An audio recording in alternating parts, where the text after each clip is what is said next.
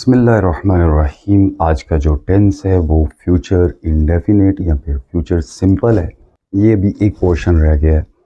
आइए इसको पहले जर्नली समझते हैं कि फ्यूचर इंडेफिनिट या सिंपल क्या होता है और फ्यूचर क्या टेंस एग्जिस्ट कर रहा है इंग्लिश के अंदर या नहीं, ये बनता कैसे फॉर्मेशन, फिर टाइमलाइन को भी देखेंगे, यूजेस को भी देखेंगे, फिर सिग्नल वर्ड्स या फिर एक्सेप्शंस जो हैं उनका भी जायज़ा लेंगे। आइए सबसे पहले तो इसके नाम की एवेल्यूएशन करते हैं। देखिए, बाज़ ग्रामेरियन ये कहते हैं कि फ्यूचर टेंस कोई टेंस नहीं है। ये बात किसी हद तक ठीक भी है। कैसे कि गौर कीजिए कि अगर मैं ये कहूँ कि जो वर्ब की फर्स्ट फॉर्म है वो प्रेजेंट है, यानी प्रेजेंट टेंस को शो करती है, तो ये मुज़ाहिका नहीं है कहते हुए। अब अगर प्रेजेंट की बात की जाए तो फर्स्ट फॉर्म की बात की जाती है। वर्ब की जो सेकंड फॉर्म है वो पास का बताती है और वो पास फॉर्म भी होती है, इसका नाम पास फॉर्म भी है। और अगर आपसे कहे कोई कि पास में लिखो तो आप सेकंड फॉर्म लगाते हो।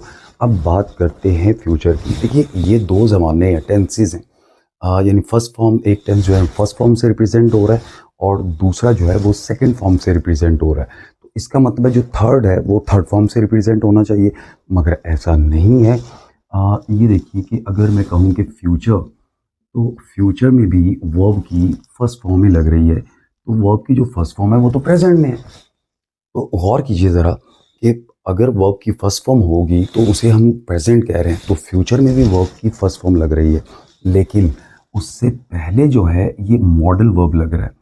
विल, शैल मॉडल वर्ब है। तो इसका मतलब है कि प्रेजेंट से पहले आप मॉडल वर्ब लगा देंगे तो ये फ्यूचर बन जाएगा।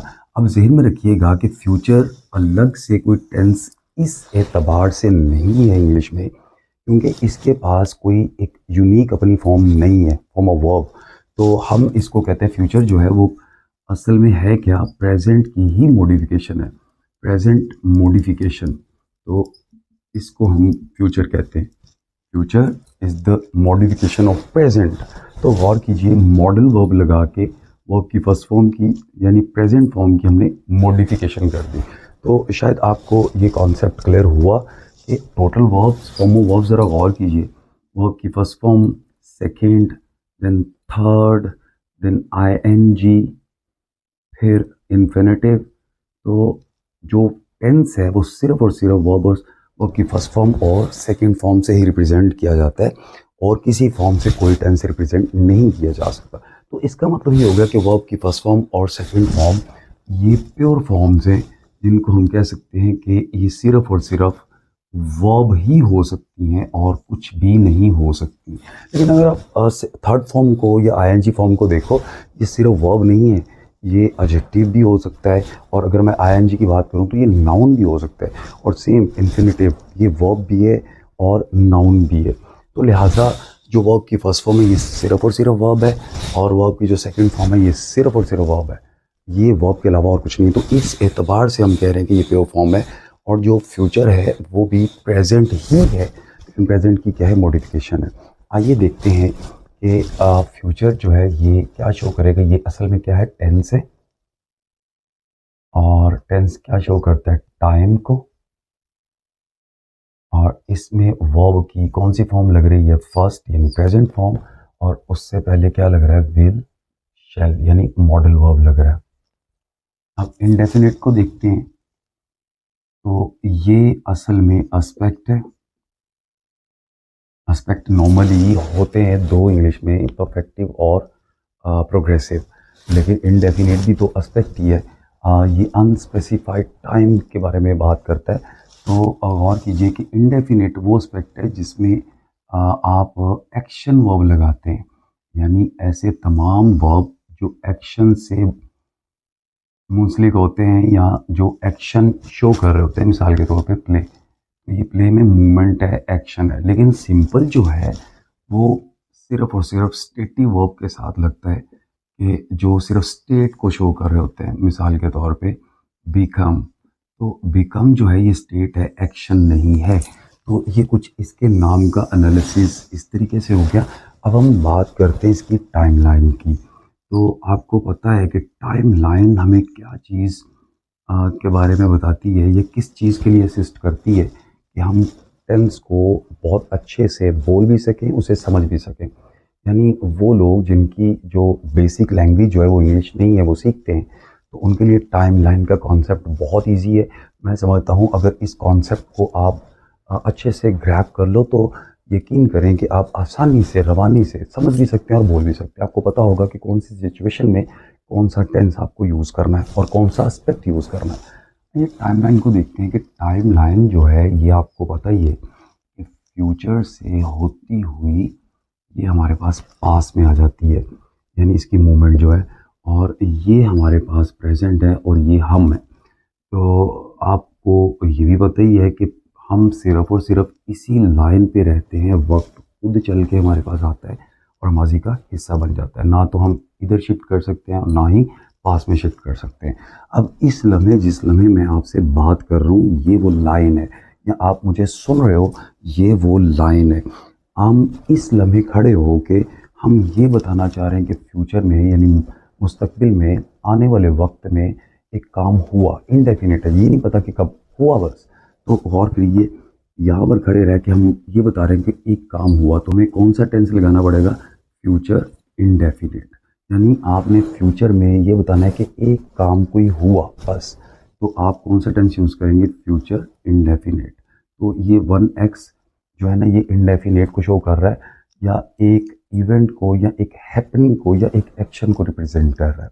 तो ये सिंपल टाइमलाइन का कॉन्सेप्ट था फ्यूचर का, फ्यूचर इंडेफिनिट का, not all futures, future indefinite का। अब हम फ्यूचर इंडेफिनिट की फॉर्मेशन की बात कर लेते हैं, यानी फॉर्मूला की, कि ये बनता कैसे है। तो आइए देखते हैं। हमारे पास जो बेसिक सेंटेंस स्ट्रक्चर है, that is subject, verb and object. You know that कि प्रेजेंट, अगर ये प्रेजेंट है, वर्ब की फर्स्ट फॉर्म लगाई, ये प्रेजेंट इंडेफिनिट बन गया। आपको पता ही है कि वर्ब की जो फर्स्ट फॉर्म होती है वो प्रेजेंट होता है, और ये प्रेजेंट इंडेफिनिट है, इस सिर्फ वर्ब की फर्स्ट फॉर्म लगी है, कोई हेल्पिंग वर्ब, कोई ऑक्सिलरी वर्ब नहीं लगा हुआ। अगर इस प्रेजेंट फॉर्म से पहले विल शैल लगा दिया जाए तो ये हमारे पास बन जाता है फ्यूचर। तो क्योंकि हमने पहले कहा है कि प्रेजेंट की मॉडिफिकेशन होता है फ्यूचर, तो ये प्रेजेंट फॉर्म की मॉडिफिकेशन है फ्यूचर। तो ये देखिए, विल शैल का इस्तेमाल हुआ और ये पॉजिटिव बन गया है। अगर हमने नेगेटिव बनाना है तो विल शैल के बाद हमें क्या यूज़ करना पड़ेगा? नॉट। ये लगा, ये नेगेटिव बन गया। और अगर इंट्रोगेटिव बनाना है तो इसी विल शैल को उठा के सब्जेक्ट से पहले ले आइए, ये इंट्रोगेटिव बन गया। और अगर if you want make it double interrogative, तो WH फैमिली का कोई सा लफ्ज़ लगा दे तो ये डबल इंट्रोगेटिव बन गया। हम एक सेंटेंस को इन तमाम काइंड्स में फिट करते हैं। आइए, मैं कहता हूँ जी, she will play piano. Look, वो पियानो बजाएगी। प्ले वर्ब की फर्स्ट फॉर्म में, उससे पहले मॉडल वर्ब लगा हुआ है, तो ये फ्यूचर बन चुका है।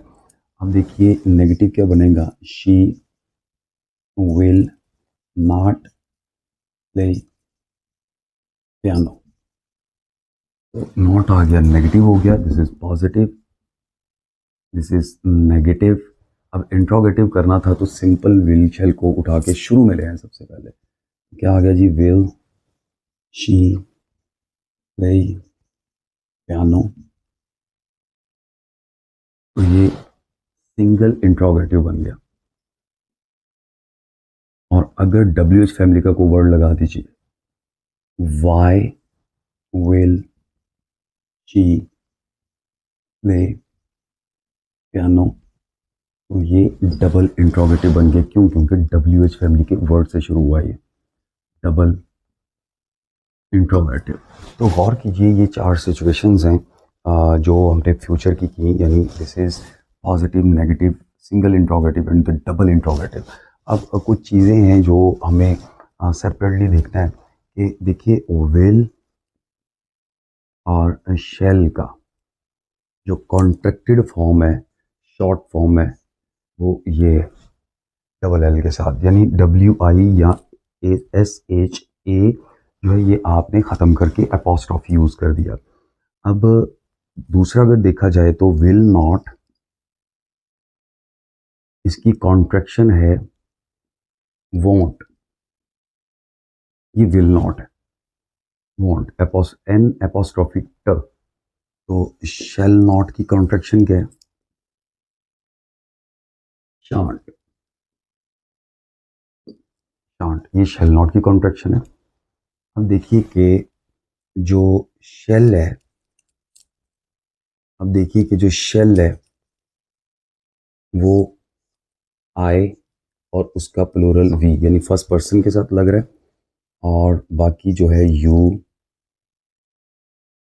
ही, शी, इट और दे।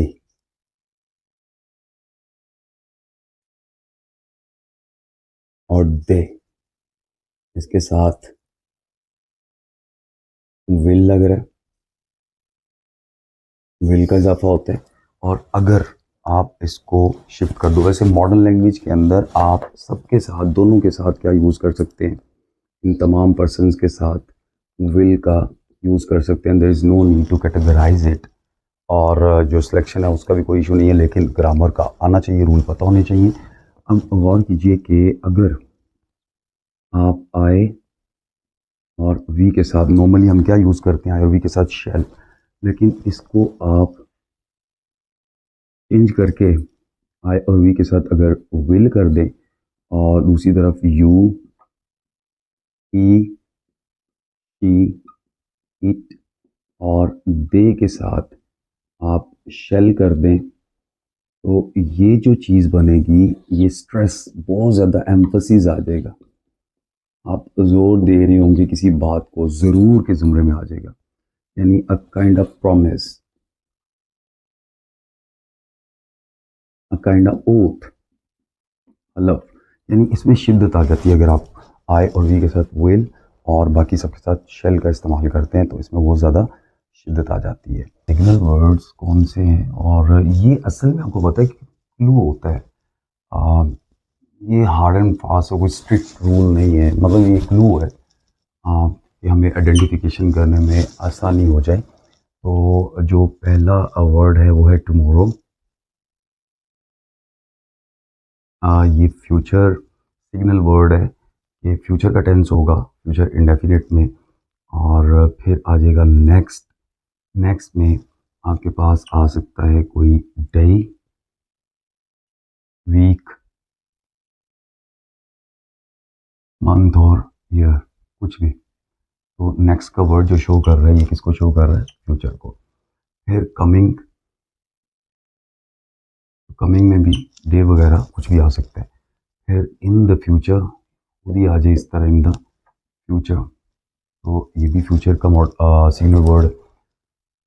तो ये भी फ्यूचर का सिग्नल वर्ड है। उसके बाद है जी वन डे, ये भी आ सकता है। और समडे,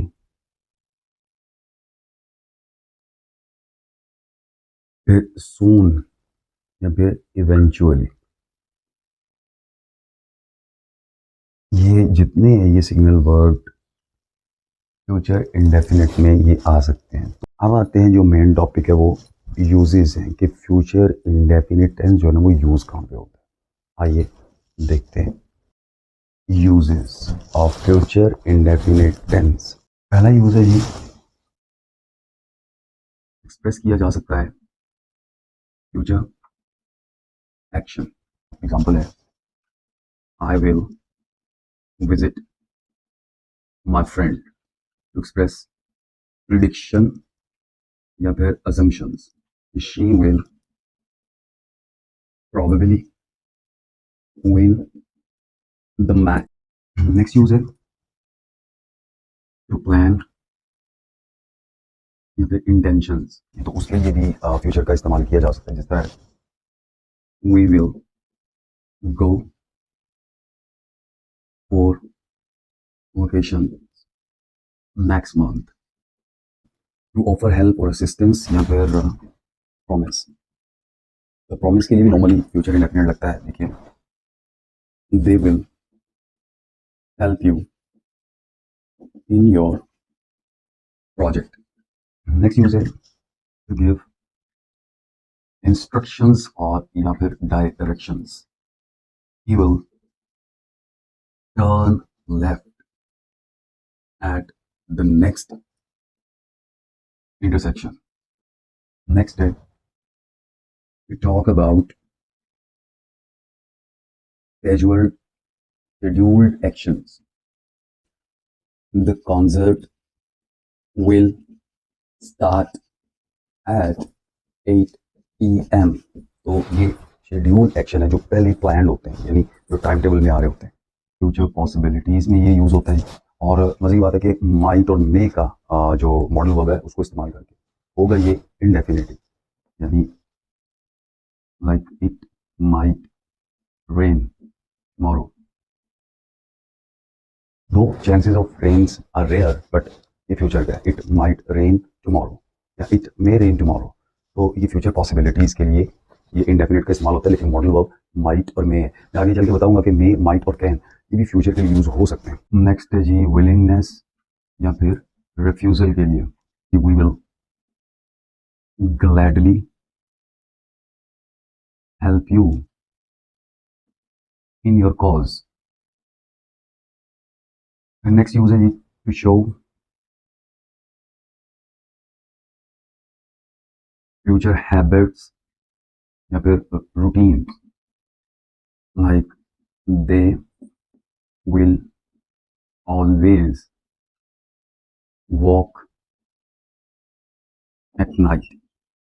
तो ये फ्यूचर की जो हैबिट या रूटीन है, तो गौर कीजिए कि ऑलवेज ये एडवर्ब ऑफ फ्रीक्वेंसी अगर यूज कर देंगे फ्यूचर के अंदर तो वो फ्यूचर में रूटीन बन जाएगी या फिर हैबिट बन जाएगी। आखिरी यूज है फ्यूचर ट्रेंड्स या फिर डेवलपमेंट्स के लिए। He believes that technology will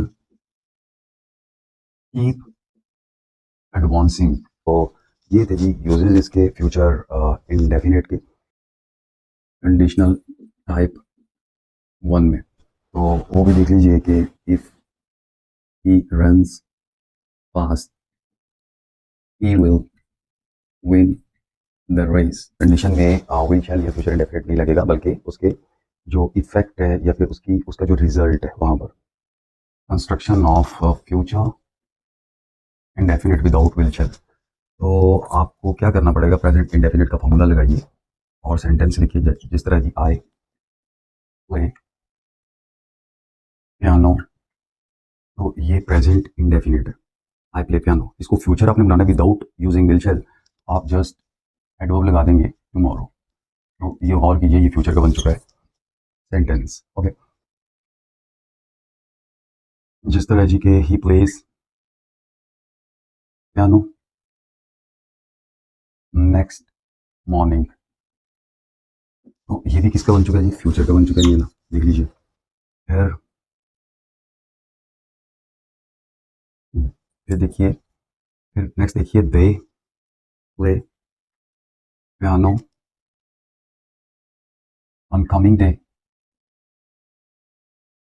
गौर कीजिए, ये फ्यूचर का बन चुका है। तो आप गौर करेंगे तो पता चलेगा कि प्रेजेंट इंडेफिनिट जो है उसी को लेके आप अगर एडवर्ब लगा देंगे, यानी एडवर्ब ऑफ टाइम जो है, एडवर्ब ऑफ टाइम, तो आपका फ्यूचर जो है ना वो बन जाएगा। तो फ्यूचर के एडवर्ब टाइम आपने लगाने। तो देखिए विदाउट विल शैल की कंस्ट्रक्शन हो गई है। तो इस तरह एक और तरीका है मे और माइट का, ये भी प्रोडिक्शन है, प्रोबेबिलिटी है या पॉसिबिलिटी, आप कर लीजिए। दोनों की दोनों चीज़ें जो है ना ये फ्यूचर के साथ ताल्लुक रख रही हैं। जैसे देखिए वेदर फोरकास्टिंग के अंदर वो क्या कह रहे होते हैं, इट मे रेन टुमारो। लोग गौर करें, रेन हो सकती है या फिर इट माइट रेन टुमारो।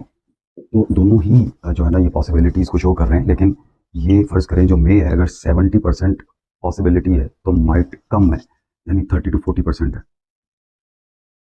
यानी अगर मे लगाया आपने मॉडल वर्ब में से तो इसकी जो प्रोबेबिलिटी है या पॉसिबिलिटी है ये बहुत ज़्यादा है, और अगर माइट लगाया तो ये काफ़ी कम है। अच्छा, कुछ एक्सेप्शंस भी हैं, वो देख लेते हैं। Number 1, expressing future events. पहली एक्सेप्शन है expressing future events already planned और स्केड्यूल्ड।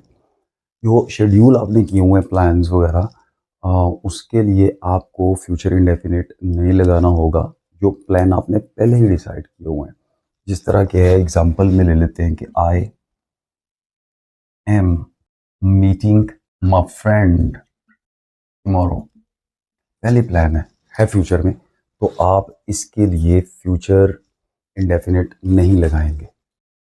दूसरा है जी एक्सेप्शन है, making prediction assumptions about present, इसके लिए भी फ्यूचर इंडेफिनिट नहीं लगेगा। एग्जाम्पल में she is probably at home right now, prediction या फिर असम्पशन जो है ना, ये प्रेजेंट से रिलेट कर रही है कि अभी अगर आप जाओगे तो वो घर नहीं होगी। फ्यूचर आपने टेंस यूज नहीं करना इसमें। नंबर 3, ऑलरेडी डिसाइडेड प्लान, जो प्लान्स जो मंसूबे आपने पहले ही बनाए हुए हैं, प्री प्लान किए हुए हैं, तो उनके लिए भी फ्यूचर इंडेफिनिट नहीं लगेगा। आप प्रेजेंट कंटिन्यूअस का इस्तेमाल करेंगे, like I am leaving the city for good. तो गौर कीजिए, ये वो वाले प्लान्स हैं जो पहले ही डिसाइडेड हैं, तो उसके लिए भी आप फ्यूचर इंडेफिनिट का इस्तेमाल नहीं करेंगे। अपना बहुत सा ख्याल रखिएगा, मिलते हैं अगले लेक्चर में। अल्लाह हाफिज़।